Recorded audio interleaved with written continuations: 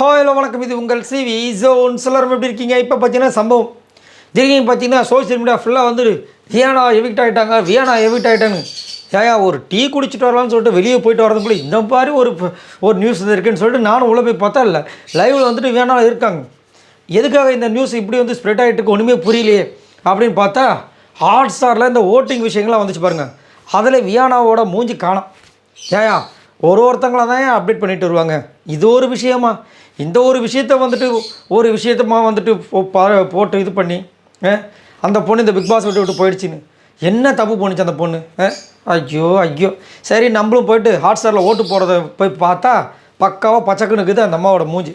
என்னென்னா கொஞ்சம் கொஞ்சமாக அப்டேட் ஆகிருக்கு. பட் இதை வந்து என்னவா சொல்கிறாங்கன்னா, அவங்க வந்து ஒரு அரை மணி நேரத்துக்கு முன்னாடி பார்த்துருப்பாங்க போல இருக்குது, அந்த டைம் இல்லை. ஸோ அந்த டைமில் வந்து ஓட்டெல்லாம் வந்து இப்போ வந்து வியானாக்கு வந்திருக்காதுல்ல.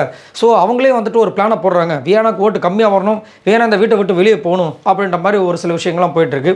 பட் அதை வேணால் நம்ம அக்செப்ட் பண்ணலாம். ஏன் அப்படின்னா, ரம்யா இந்த வீட்டில் வந்துட்டு, அதாவது இந்த வீக் 7 பேரில் வந்து ரம்யா இருக்காங்க, எஃப்ஜே இருக்காங்க.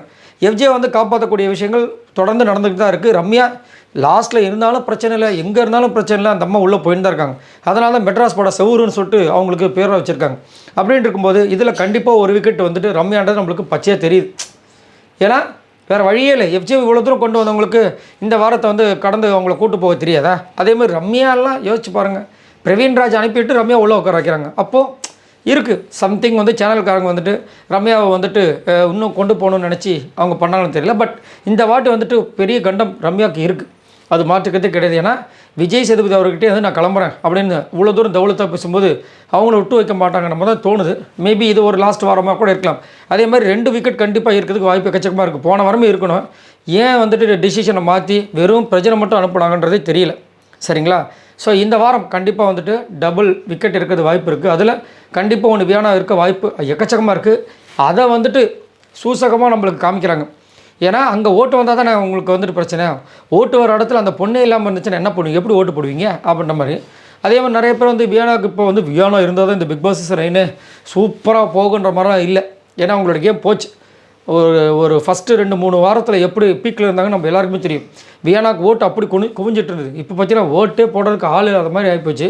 ஆனால் நல்ல ஒரு திறமையான ஒரு போட்டியாளர். இன்றைக்கெலாம் நாமினேஷனில் பார்த்தீங்கன்னா பேச ஆரம்பித்தாங்க, அரை மணி நேரம் அவங்க மட்டும் தனியாக பேசிகிட்டு இருக்காங்க. அந்த அளவுக்கு எடுத்து அடிக்க வைக்கிறாங்க. ரைட்.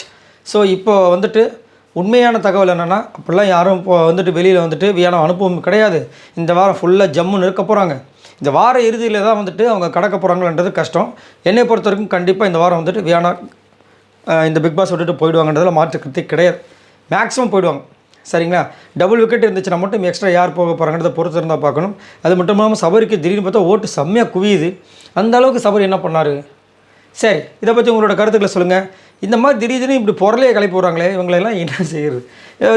அதுவும் நம்ம சேனல்லே நம்ம நிறைய பேர் கமெண்ட்ஸு, என்னங்க வியானா போயிட்டாங்க போல இருக்குன்னு சிரிச்சா மாதிரி, வருத்தம்லாம் கிடையாது, சிரிச்சா மாதிரி. நானும் அதனால் சரி என்னன்றதை கிளாரிஃபை பண்ணலான்னு சொல்லிட்டு வீடியோ. இதை பற்றி உங்களோட கருத்துக்களை சொல்லுங்கள். பாய் நண்பர்களே.